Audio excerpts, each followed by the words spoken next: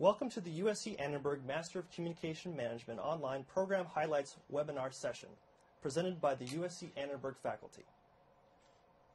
My name is Neil Teixeira, and I'm the Director of Distance Learning at the Annenberg School for Communication and Journalism. I'll be hosting today's webinar and introducing you to our two presenters, Dr. Rebecca Weintraub and Dr. Kimberly Stevens. After our welcome introduction, I'll briefly speak about USC's accreditation by WASC, followed by a presentation by Dr. Rebecca Weintraub. She'll touch on our curriculum, learning outcomes and career opportunities, faculty who teach in the Master of Communication Management program, USC and Annenberg's outstanding Alumni Network, and the courses she teaches in the program. Dr. Kimberly Stevens will also cover the courses she teaches in the program and discuss our Capstone Experience. I'll then take over the presentation and discuss admission requirements, GRE waiver eligibility, and how to get started and the next steps for contacting an enrollment advisor. USC is accredited by the Western Association of Schools and Colleges. Both the university and the online Master of Communication Management program are both regionally accredited by WASC. USC is also ranked in the top 25 best national universities according to U.S. News and World Report's 2015 Best Colleges. I'd like to introduce Dr. Rebecca Weintraub. She's the Program Director and Clinical Professor of Communication. She has been an outstanding part of this program and has been the leading force in driving the online Master of Communication Management. I'm delighted to be here with you today. And what you're seeing behind us, by the way, is the media wall in the new Wallace Annenberg Hall. And while you, as an online student, won't necessarily study in this room, the same kind of technology that you have an opportunity to use is what our students here on campus are using. And so we thought it would be sort of fun to have you take a little peek at what's going on here at USC while we talk to you today about the online communication management master's experience, which we think you're going to find is an extraordinary one. We have tracks for both people who have a lot of work experience, who are looking to add depth, to see what's coming up that's new, to improve and increase their research capability, but also for people who are at the beginnings of their career and looking to really leverage what's out there now and launch their communication careers with that master's degree. One of the things that we are able to achieve in the online master's program is to ensure that what you are learning, you're able to apply immediately. I have to admit that as the director, one of my favorite parts of the job is getting emails from students who say, I have to tell you about what happened at work yesterday. And in one of my classes, we were talking about change management and how you deal with certain kinds of issues. And that's exactly what happened. And I was able to talk about what the research says, and this is the way we ought to approach it. And my boss was really impressed. And we get a lot of those kinds of emails from students because the program is designed to let you use what you're learning immediately. You're going to be able to utilize critical thinking, writing, presentation skills. This may come as a surprise, but you're going to be doing a lot of presentations. We have live sessions as well as presentations with voice thread or narration. So you're going to have an opportunity to do that. The other element of the online experience is that in the business world today, you're not always around the building corner from the people you're working with. And whether it's webinars or voice calls or Skype, people are using electronic co-location, if you will. And you're going to get to experience that in the class. You're going to look at communication with global perspectives. You're going to use research to help develop and improve decision making. One of the things that's true in the communication world, and I know this because I spent 20 years in the corporate world in between academic gigs, is that the research that's in the communication field that scholars do in real organizations doesn't always make it from the academy into the corporate world. And we think that is really, really important. So you'll be looking to apply those kinds of research, as well as the research that you will do, to real organizational communication, marketing issues. And we think that will be a competitive advantage, both for our program, but also for you as a practitioner. So these are some of the courses that you will be taking. Our courses fall into 3 buckets: strategic and organizational communication, and 2 of the classes you're going to hear about today fall into that. We have communication for data-driven decisions. One of those classes you're going to hear about today, the first one under that list, 540, is one of your required classes. You're going to take that and learn how to do and utilize communication research. And it's an extraordinarily valuable class. The third area is marketing and public relations communication. If you are a young professional, you're going to take 2 organizational and strategic communication classes, 2 marketing classes, and 2 public relations classes. We think that will, as a young professional, give you the ability to pivot, because you may not know whether you're going to go into organizational or strategic communication or marketing, or maybe you're going to have an opportunity to join a PR firm. This will give you that ability to work in both directions. The PR classes, however, are designed for more junior professionals, and so we don't offer those to the experienced professionals. You will take 3 org comm classes and 3 marketing classes. And so that will give you a different kind of pivotability. But both sets of students are going to learn research methods. You're going to learn the basics of organizational communication and how to utilize research. And we know that that's going to make you a more competitive applicant for any job, whether it's the next promotion or whether it's to move into a new company. You're going to learn these things from an extraordinary faculty group.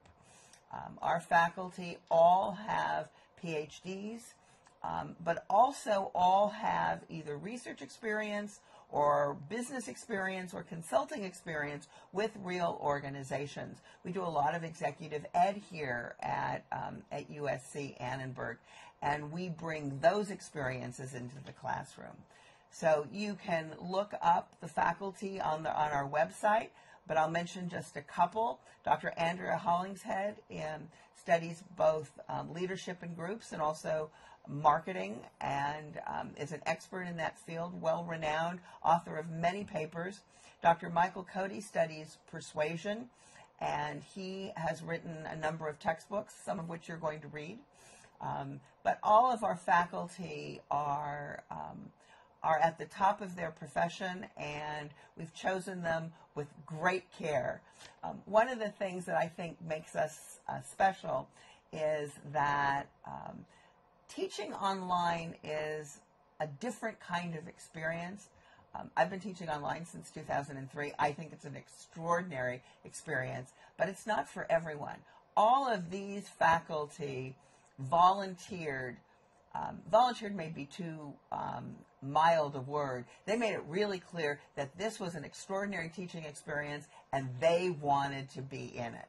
And I think that shows in the way we run our classrooms.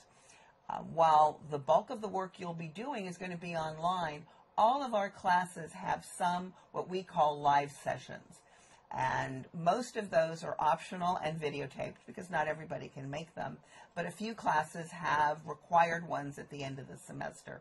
But the value of the live sessions is an opportunity to engage, to interact. We use video webinar. It's kind of fun to actually see the students, see the instructor, and have discussions. As a course director, I do these for my classes, and I have to admit that when it's over, I have the same experience that I have when I lead a discussion in a classroom. And that makes it sort of an exciting part for us. So let's talk a little bit about what it means to be part of the USC Trojan family.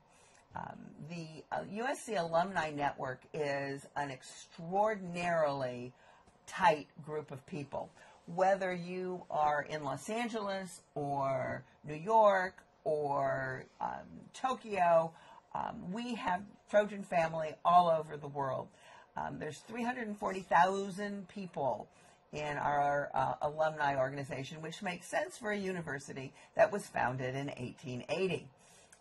But there are more than 15,000 Annenberg alums around the world, and you're going to find them in every professional field. We have alums like Carolyn Leach, who's on the slide, who are industry leaders and are able to reach out to our students, whether it's to do informational interviews or when they're looking to hire. Carolyn Leach has hired at least 2 of our graduates, one of whom was an online graduate.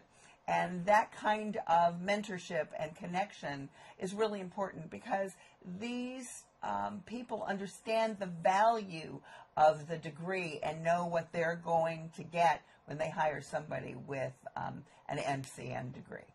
So I think that you're going to find that being a Trojan is its own special kind of, as the New Orleans people would say, lagniappe.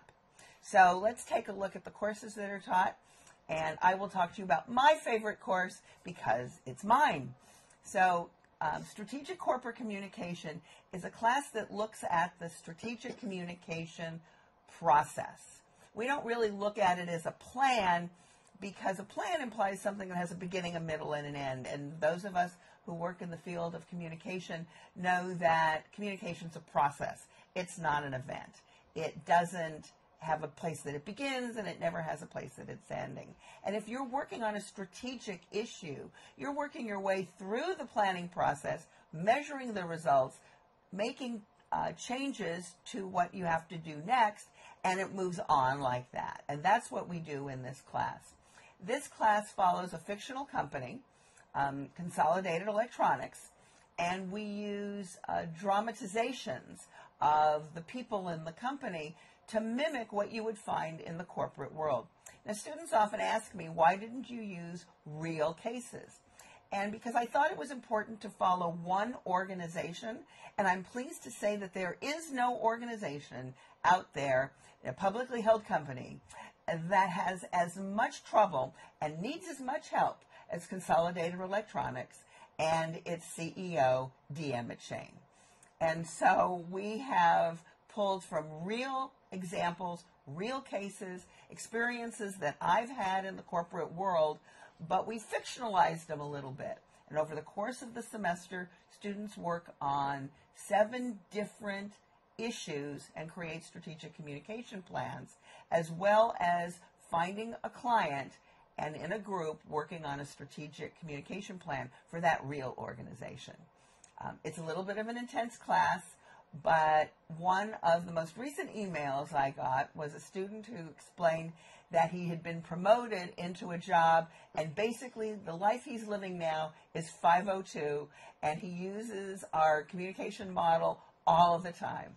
So I think you're going to find that, although it's a lot of work, but that's the way grad school should be, it's going to be something you're going to be able to use.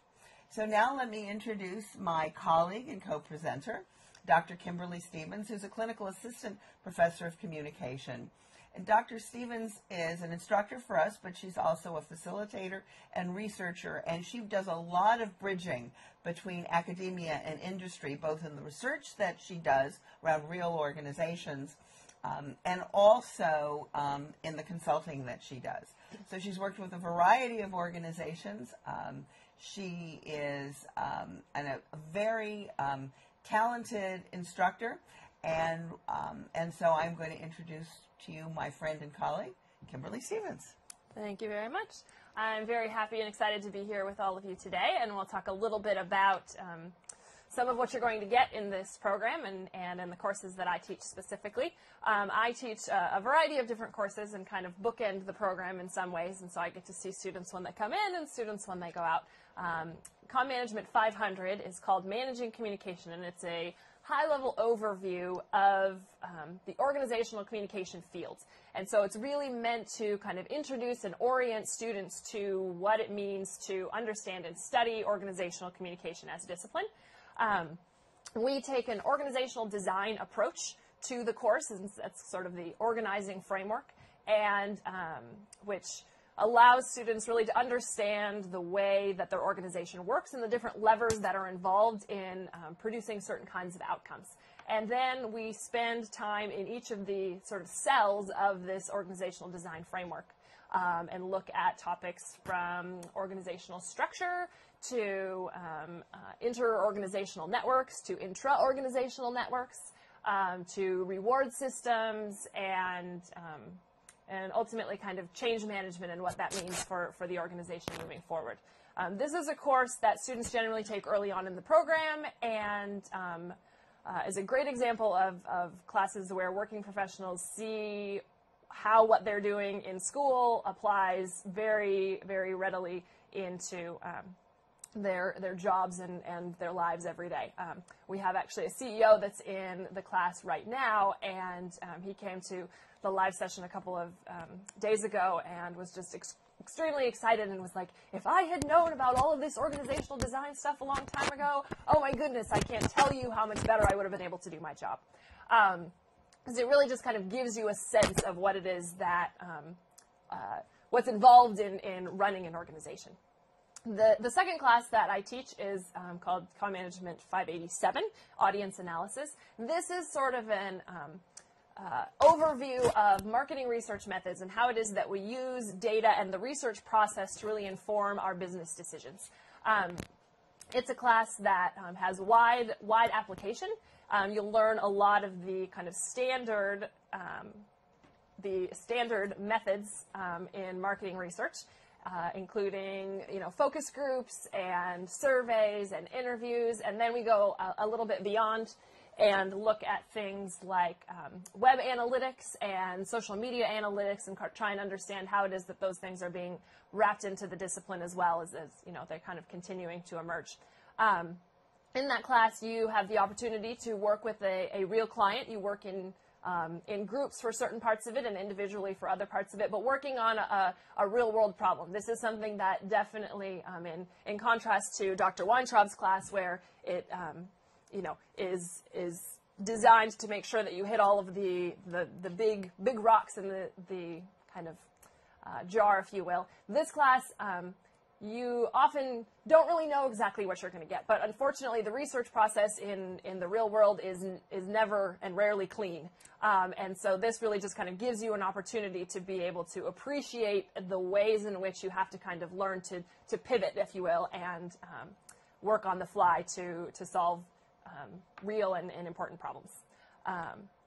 So now I think I'm going to hand it back over to Dr. Weintraub to talk a little bit about the Capstone overall. So the Capstone Experience comes in two flavors. One is the research practicum, and I'm going to ask Dr. Stevens to talk a little bit about that in a minute, or the Capstone class. There is one time difference between these two options. The research practicum is two 2-unit classes. So if you choose to do that, you're looking at a 20-month program. The Capstone class is one extra class, and it's a 4-unit class, and so that one you finish in 16 months. And so if timing is an issue for you, that might be something to think about, but whichever option you take, it's the same number of units, 32 units, and it's the same cost. The Capstone class gives you an opportunity to go in-depth into some specific topics. You're going to, we look at them as a research literature integration course. So what you're doing is you're looking at the literature. You're looking at what we know about these topics and how do we apply them, but it's at an in-depth level. So it goes deeper than what you would be able to do in one of our regular classes. But additionally, it's going to be mostly individual work as opposed to being in the group. But part of what we do here is we deconstruct the problems. So in most of your classes, you sort of work from constructing what it is that's coming up and what you have to do about it. Now we're looking at it from the other end and pulling the pieces apart and seeing what works, what doesn't work, and why you would have to approach it in a particular way. We look at using new media, new research, new approaches to creating the solutions. But part of what we're really focused on here is using data to understand stakeholders in a variety of elements.